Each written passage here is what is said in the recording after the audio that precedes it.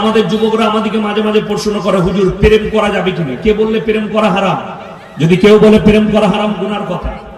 প্রেম করা হারাম নয়, তুমি যে মানেটা বার করছো, পার্কে গিয়ে, গাছতলায় গিয়ে, কলেজে গিয়ে আই লাভ ইউ উঠি হারাম। কিন্তু মায়ের সঙ্গে প্রেম করা জায়েজ, বাপের সঙ্গে ভালোবাসা জায়েজ, প্রতিবেশীকে ভালোবাসা জায়েজ, বোনকে ভালোবাসা জায়েজ, ভাইকে ভালোবাসা জায়েজ, মামাকে ভালোবাসা জায়েজ, ফুফুকে ভালোবাসা জায়েজ, মামিকে ভালোবাসা জায়েজ, এগুলো সব জায়েজ। আমরা মাকে ভালোবাসি না, বাসি না? কথা বলে সবাই বাসেন তো? মা তিনিও ভালোবাসা। আর নিজের স্ত্রী, আমরা স্ত্রীকেও ভালোবাসি। দুটোরই নাম কিন্তু ভালোবাসা, কিন্তু পার্থক্য হচ্ছে আসমান আর জমিনে। পার্থক্য কতটা বললাম? আসমান আর জমিনে। মা হচ্ছে আমার জন্মদাতা মা, তার লেগে আমার বুকটা ফেটে যাবে। আমার মায়ের জন্য কথা বললে আমি মেনে নিতে পারবো, আমার মায়ের জন্য কোনো কথা বললে আমার বরদাস্ত হবে না। এটা হচ্ছে মায়ের প্রেম, মায়ের ভালোবাসা। আর স্ত্রী, সে হচ্ছে আমার অর্থাঙ্গিনী, সে বিছানার সাথী, সে আমার রাতের জননী, আমার খায়সাত জীবনে, মনের খায়সাতের যৌবনের চাহিদার একটা বড় অঙ্গ। এটা ইসলাম। যদি কেউ মাকে বলে তোমাকে এত ভালোবাসি, এত ভালোবাসি, মা বলতে মন যাচ্ছে, বউ ঝাঁটা করে মারবে না? মারবে না?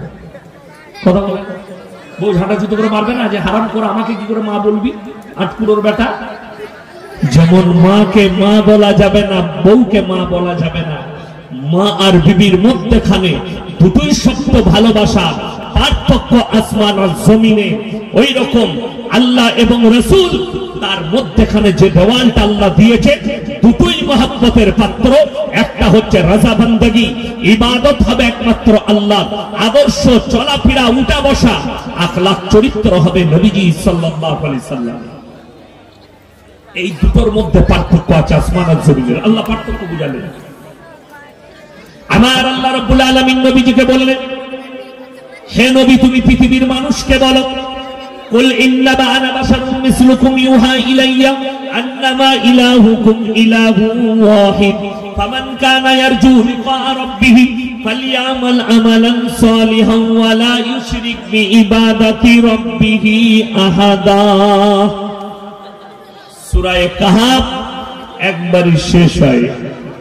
হে নবী বলে দাও, কুল ইন্নামা আনা বাশারুম মিসলুকুম ইউহা, আমি তোমাদের মতোই একজন মানুষ। আল্লাহ আমার কাছে ওহী পাঠায়, তোমাদের কাছে ওহী পাঠাই না। আল্লাহ আমাকে বিশেষ মর্তবা দিয়েছে, মুআজিজা দিয়েছে, তোমাদিকে দেয়নি। তোমরা যে আল্লাহর ইবাদত করো, আমি আল্লাহর রাসূল সে আল্লাহর ইবাদত করি, তোমরা আল্লাহর সঙ্গে কেউ কি শরীক করো না। শরীকটা বলে দিই কি, হাওড়া না মেদিনীপুরের হবে না 24 পরগনা জানি না, একজন গজল গায়ক আছে, গজল গায় ভালো। সে আপনাদের মুর্শিদাবাদেও আসে, বর্ধমানেও আসে, গজল গায়। একটা গজল গেয়েছে কয়েক বছর আগে, ষষ্ঠাতে ছিলেন, সৃষ্টিতে এলেন মুহাম্মাদুর রাসূলুল্লাহ। এই গজল যে পড়েছে তার ঈমান চলে গেছে, এটার উপরে যে বিশ্বাস রাখবে তার ঈমানটা চলে যাবে। তার মানে যিনি আল্লাহ তিনি নবী। জোরে বলুন নাউজুবিল্লাহ। আল্লাহ এবং রাসূলের মধ্যখানে যে পার্থক্যটা আল্লাহ দিয়েছেন সেটার নাম হচ্ছে দরুদ। একবার সকলে মন থেকে বলুন সাল্লাল্লাহু আলাইহি ওয়াসাল্লাম। আরো জোরে বলুন সাল্লাল্লাহু আলাইহি ওয়াসাল্লাম। ওগো আল্লাহ, তুমি রাসূলের উপরে রহমত বর্ষণ করো। দরুদের মানে এটা, আল্লাহ এবং রাসূলের মধ্যখানে আল্লাহ অনেক উঁচু পাঁচিল দিয়ে দিয়েছে, আসমান আর জমিনের সমান দেওয়াল। আল্লাহ এবং রাসূলকে যদি মনে করো যিনি আল্লাহ তিনি নবী, সে বেঈমান হয়ে যাবে, কাফের হয়ে যাবে, ঈমান হারা হয়ে যাবে। আজকে জানেন খ্রিস্টানরা কেন ঈমান হারা? কেন আমি বলেছি 25শে ডিসেম্বর মুসলমানদের জন্য পালন করা হারাম? কেন মুসলমানের জন্য 25শে ডিসেম্বর খ্রিস্টানদের এই ধর্মকে পালন করা হারাম? এই জন্যই খ্রিস্টানদের বিশ্বাস এই 25শে ডিসেম্বর আল্লাহ সন্তান জন্ম দিয়েছে, নাউজুবিল্লাহ বলে। ঈসাকে আল্লাহর বেটা বলার কারণে তারা ঈমান হারা, আহলে কিতাব থেকে তারা বাইরে বেরিয়ে গেল। তারা আহলে কোরআন নয়, আহলে কিতাব নয়। আহলে কিতাব ততদিন ছিল যতদিন ঈসাকে আল্লাহর পয়গম্বর ভেবেছে। যখনই বললে আল্লাহর বেটা, এই ক্রিসমাসের মানে এই দিনে আল্লাহ ছেলে জন্ম দিয়েছিল, নাউজুবিল্লাহ। এই জন্য খ্রিস্টানরা বেঈমান হয়ে গেছে, ঈমান হারা হয়ে গেছে। আর আপনি যদি তাদের অনুসারী হন, আপনিও বেঈমান হয়ে যাবেন। মুসলমান ভাই যারা শিক্ষিত আছেন, জ্ঞানী আছেন, তারা শুনবেন ভালো করে। আল্লাহ মানুষের মধ্যে আর প্রাণীর মধ্যে পার্থক্য দিয়েছে। জান আমাদেরকে দিয়েছে না ভাই? আমাদের মধ্যে জান আছে? আপনার এলাকায় যে কুকুরগুলো ছুটে বেড়াচ্ছে, ওদের জান নাই? ওদেরকে আল্লাহ প্রাণ দিয়েছে। ছাগলকেও দিয়েছে, গরুকেও দিয়েছে, কুকুরকে দিয়েছে, শুয়োরকে দিয়েছে, মাছিকে দিয়েছে, মশাকে দিয়েছে, মাছকে দিয়েছে, কীটকে দিয়েছে, পতঙ্গকে দিয়েছে, কাঁকড়াকে দিয়েছে, বিছেকে দিয়েছে, সাপকে দিয়েছে। আল্লাহ সকলকে প্রাণ দিয়েছে, কিন্তু আল্লাহর কসম উত্তম করেছেন আল্লাহ মানুষকে। জোরে বলুন সুবহানাল্লাহ। আল্লাহ যা কিছু সৃষ্টি করেছেন সব আমাদের জন্য, মানুষকে তাদের জন্য নয়, মানুষকে তাদের জন্য নয়, আমাদের জন্য সবকিছু। ইন্না জাআলনা মা আলাল আরদি যিনাতাল লাহা লিনাবলুয়াহুম আইয়ুকুম আহসানু আমালা। এই পৃথিবীটাকে সুসজ্জিত করেছি অনলি ফর আমার বান্দাদের জন্য। যা কিছু করেছি আমার বান্দাদের জন্য। আল্লাহ মানুষকে কেন করলেন? আমাদের জন্য সব সৃষ্টি করলেন। মানুষকে কেন সৃষ্টি করলেন? মানুষকে একটাই কারণে সৃষ্টি করেছেন, নিজের ইবাদতের জন্য। হে আমার নবী, বলে দাও আমি সব দিয়েছি, আমি খালি আমার বান্দার কাছ থেকে একটা জিনিস চাই, সেটা হচ্ছে আইয়ুকুম আহসানু আমালা, ভালো আমলটা। সবাই ভালো আমল করবো, জোরে বলুন ইনশাআল্লাহ। যারা শিক্ষিত আছে, জ্ঞানী আছে, তারা শুনবেন। যারা আমাদের মতো মৌলবী দিকে, ইমাম দিকে মাদ্রাসা ছাপ মনে করেন, তারা ভালো করে শুনে যান। আল্লাহ পার্থক্য দিয়েছে। আমাদের পরিচয়, ইনসানের পরিচয় আল্লাহ দিয়েছে বাপের দ্বারা, মায়ের দ্বারা। আমাকে যদি জিজ্ঞেস করেন আপনি কে, আমি সর্বপ্রথম বলবো আমি মৌলভী শওকত আলী মাজাহির ইচ্ছে। ঠিক কিনা কথা বলেন? বাপে।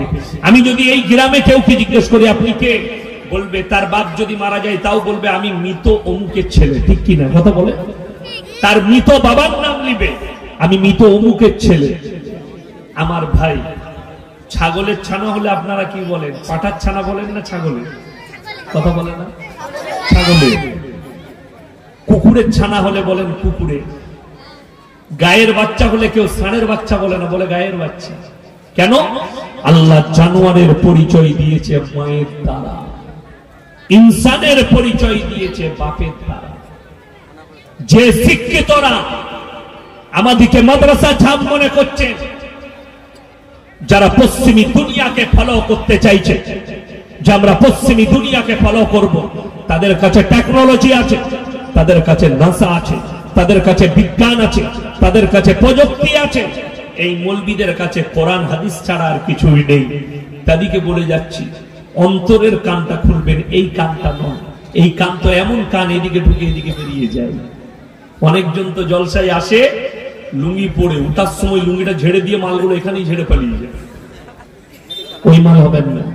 অন্তরের যে কানটা আল্লাহ দিয়েছে, সেই কানটা দিয়ে ভরেলেন বেঈমান কাফেরদের দেশগুলো, যারা পশ্চিমী দুনিয়াকে ফলো করছে।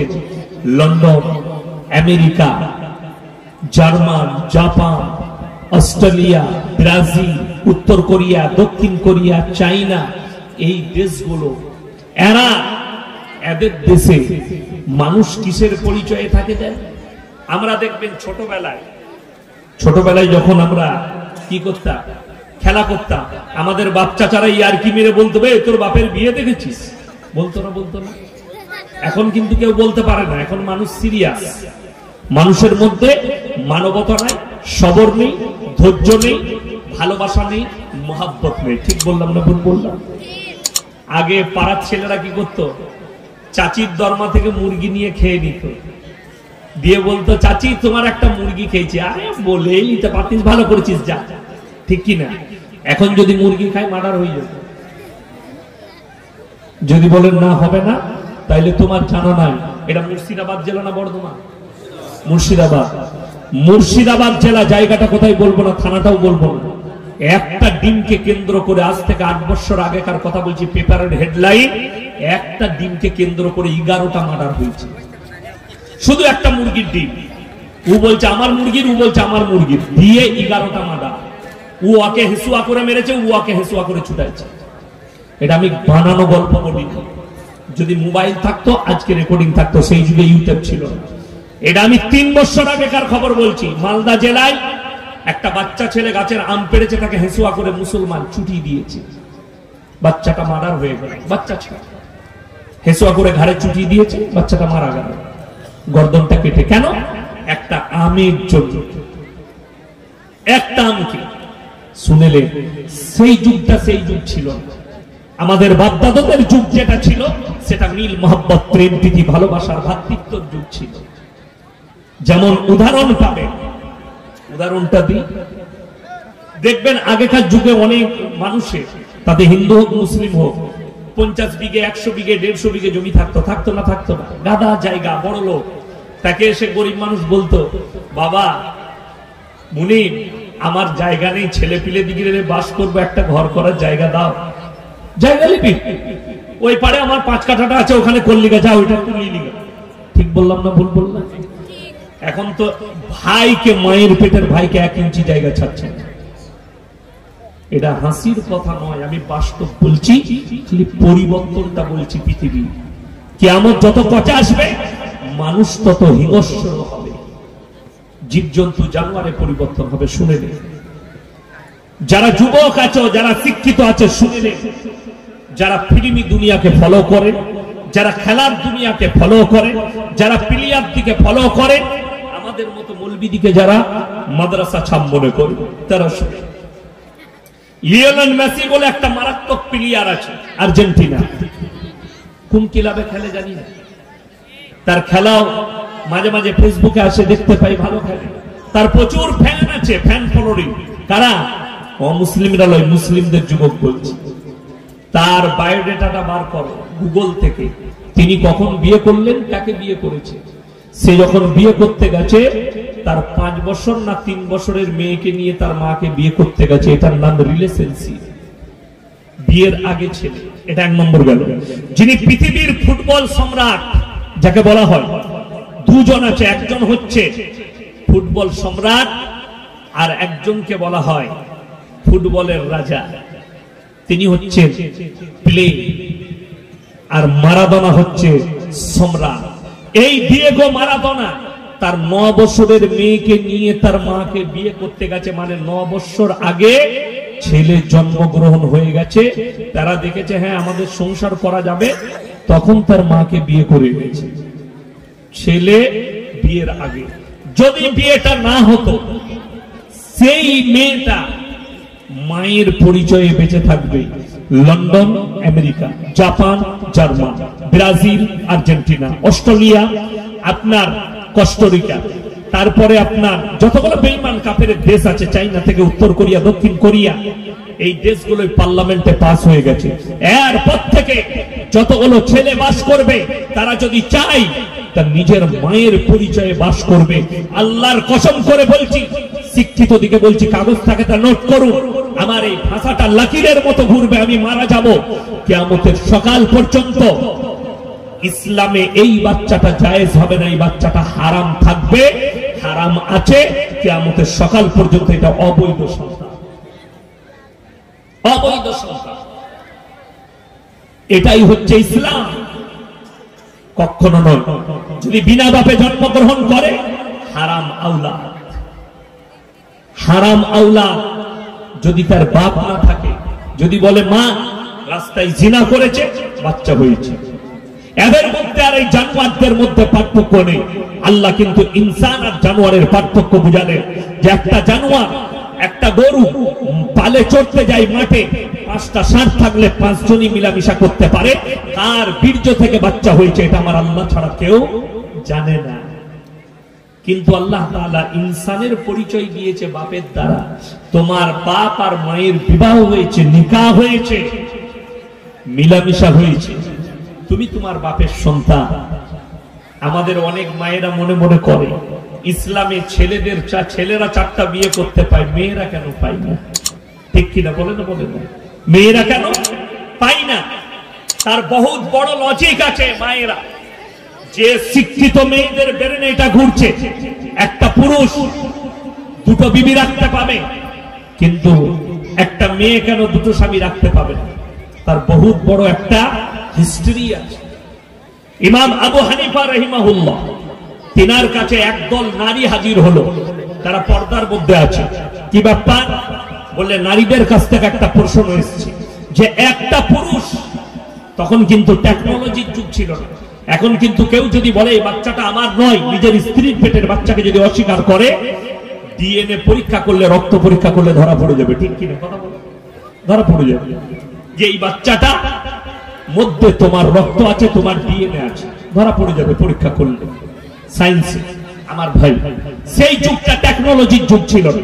ইমাম আবু হানিফা রাহিমাহুল্লাহকে জিজ্ঞেস করা হলো যে মেয়েরা কেন 2টো স্বামী রাখতে পাবে না? তিনি অবাক হলেন, বললেন কালকে উত্তর দেবো। তিনি পেরেশান, উত্তর জানা নেই। নতুন মসলা এসে দাঁড়িয়ে গেল চোখের সামনে। তিনি বাড়িতে খানা খাচ্ছেন। তেনার মেয়ে বললেন, বাবা আপনি এত পেরেশানির হালতে আছেন কেন?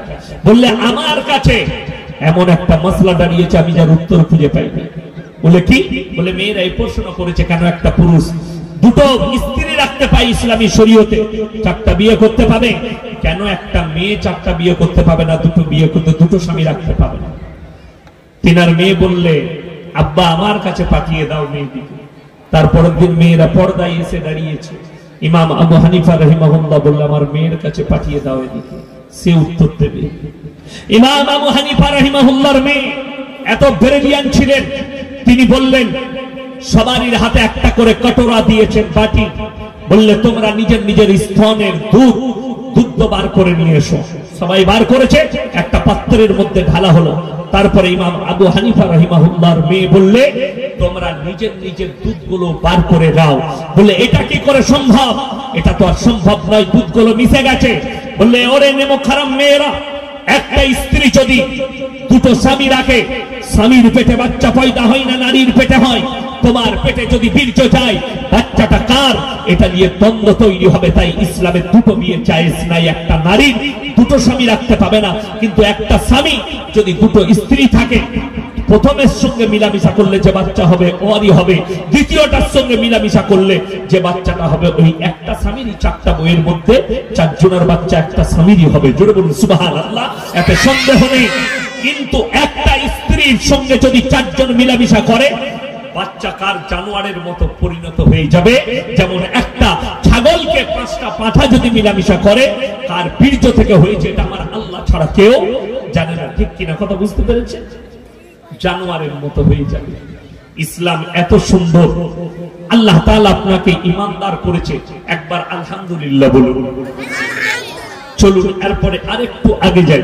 এই 1 জানুয়ারি 25শে ডিসেম্বর অনেক মুসলমানদের হারামখোর, তারা গির্জায় গিয়ে ক্রিসমাস পালন করেছে, কলকাতা টাউনে গিয়ে ক্রিসমাস পালন করেছে। মুসলমানদের ছেলেরা রেডি হয়ে আছে 1 জানুয়ারি কোথায় কোথায় পিকনিক করতে যাবে, এরা দল বেঁধে রেডি হয়ে আছে। কেউ কেউ গাড়ি ভাড়া করে ফেলেছে, কেউ বক্স ভাড়া করেছে, কেউ বলেছে ভরতপুরের মাঠে করব, সালারের মাঠে করব, কেউ বলেছে সালারের বাস স্ট্যান্ডে করব। আল্লাহর কসম করে বলে যাচ্ছি, এটা শরীয়ত নয়, ইসলাম নয়। যদি বলেন হুজুর নিষেধ কোথায় আছে? আমার আল্লাহ কোরআনে নিষেধ করেছে, গায়রিল মাগযুবি আলাইহিম ওয়ালাদ-দাল্লিন। মাগযুম মানে ইহুদি, আর দাল্লিন মানে হচ্ছে নাসারা। এই 2টো দলই পদভ্রষ্ট, এবং এদের যারা অনুসারী হবে তারাও পদভ্রষ্ট হবে। আরবি মাস, প্রথম মাসের নাম কি? তাড়াতাড়ি বলেন। মুহররম। আচ্ছা, আমরা মৌলবীরা বলেছি মুহররম মাসের 1 তারিখে ফিস্টি করবি, কথা বলে না। কোন মৌলবী, কোন ইমাম মসজিদে বয়ান করেনি। মুহররম মাসের 1 তারিখে ডিজে বাজিয়ে বক্স বাজিয়ে ফিস্টি করবি কেন? এটা ইসলামী শরীয়ত নয়, কালচার নয়। 1 জানুয়ারি 25 ডিসেম্বর এগুলো ইহুদি নাসারাদের কালচার। মুসলমান আজকে তুমি নিজের কালচার করে নিয়েছো, নিজের আখলাক আর চরিত্র করেছো। যে সমস্ত মা বাবারা এখানে বসেছেন, আমার বয়ান শুনছেন, আল্লাহকে ভয় করার জন্য এসে বসেছেন, দ্বীন কোরআন আর হাদিসের কথা শুনতে এসেছেন, তাদেরকে অনুরোধ করে বলে যাচ্ছি, যদি ছেলে ফিস্টির জন্য পয়সা চাই, পিকনিকের জন্য পয়সা চাই, যে মা বাবা বলবে মৌলবীর কথা শোনা যাবে না, 500 টাকা দিয়ে ফিস্ট করে আয়, সেই মা বাবার থেকে বড় পাপী কেউ নয়। কোন বাপ যদি বলে 1 জানুয়ারি ফিস্ট করে আয়, কোনো অসুবিধা নেই, মৌলবীর কথা শোনা যাবে না, তুমি যদি কাবা ঘরে 5 কাতারে নামাজ পড়ো, আল্লাহর কসম তুমি পদভ্রষ্ট, লিখে নিয়ে যাও। তুমি যদি মসজিদে 5 কাতারে তাহাজ্জুদ পড়ো, তুমি পদভ্রষ্ট, এটা কেউ কাটতে পারবে না, যেহেতু তুমি কোরআনকে অস্বীকার করেছো, নবীজির আদর্শকে অস্বীকার করো। যে নবীজিকে আমার আল্লাহ বললেন এরা পদভ্রষ্ট, ইহুদি আর নাসারা দিকে তার কালচারকে তুমি আখলাক চরিত্র বানিয়েছো। হাজার হাজার মুসলমান যুবক এই দিনে মদ্যপান করে, ফিস্ট করে, পিকনিক করে, কষ্ট লাগে, আমাদেরকে দিয়ে দোয়া করায়। জায়গার নাম বলবো না, বর্তমানে অজয় নদীতে এর আগের বছর 1 জানুয়ারি মুসলিম পরিবার ফিস্টি করতে গেছে ছেলে মেয়েকে নিয়ে। আহা, কোচি বাচ্চা মেয়ে 10 বছরে গোসল করতে গেছে, পানিতে, বালির মধ্যে পানি ডুবে মারা গেল। তার পরিবার ফিস্টি করতে গেছে, মা বাপ মজা করে রান্না করছে, সেই রান্নাটা, সেই ডিজে বাজানোটা কান্নায় আল্লাহ পরিবর্তন করেছে। তোমার চিন্তাধারা আছে, ইসলামে গান বাজনাকে হারাম করা হয়েছে। যারা গান বাজনায় মত্ত হয়, যারা গান বাজনা করে, যারা গান বাজনার দিকে যায়, যারা ফিল্মের দিকে ঝুঁকে যায়, যারা নোংরা ফিল্মের দিকে ঝুঁকে যায়, আল্লাহ তাদেরকে লিলজ্জা করে দেয়, তাদের হায়া শরম নষ্ট হয়ে যায়, তাদের লজ্জা শরম নষ্ট হয়ে যায়, এবং তাদের দিলগুলো মুর্দা হয়ে যায়। আল্লাহ তাদের দিলেতে মোহর মেরে দেয়। যারা পাপেতে লিপ্ত হয় আর জিদ করে করে যারা পাপ করে, আল্লাহ আমাদেরকে যেন সমস্ত গুনাহ থেকে হেফাজত করে। জোরে বলুন আল্লাহুম্মা আমিন। আল্লাহ আমাদেরকে যেন সমস্ত পাপ মুক্ত জীবন করার তৌফিক দান করে। তা না হলে আমার ভাই, আপনি মরণের পরে বুঝতে পারবেন আপনি বুঝতে পারেননি। যারা টেকনোলজি দেখছে আজকে কষ্ট লাগে, শুনেলেন ভারতবর্ষে কোনো মুসলমানের দুশ্মন কোনো অমুসলিম নয়, আমাদের ঘরের ভেতরে আমাদের দুশ্মন ঢুকে আছে। আজকে বলুন, এতগুলো লোক বসেছেন আপনারা, ইসলামের যে বুনিয়াদ রাখা হয়েছে আল্লাহ রেখেছে, আপনি জানেন কেন? এটা শিক্ষার দ্বারা রাখা হয়েছে, এডুকেশনের দ্বারা রাখা হয়েছে। আল্লাহ বাবিল কলম, আমি কলমের সাহায্যে মানুষকে শিক্ষা দিয়েছি।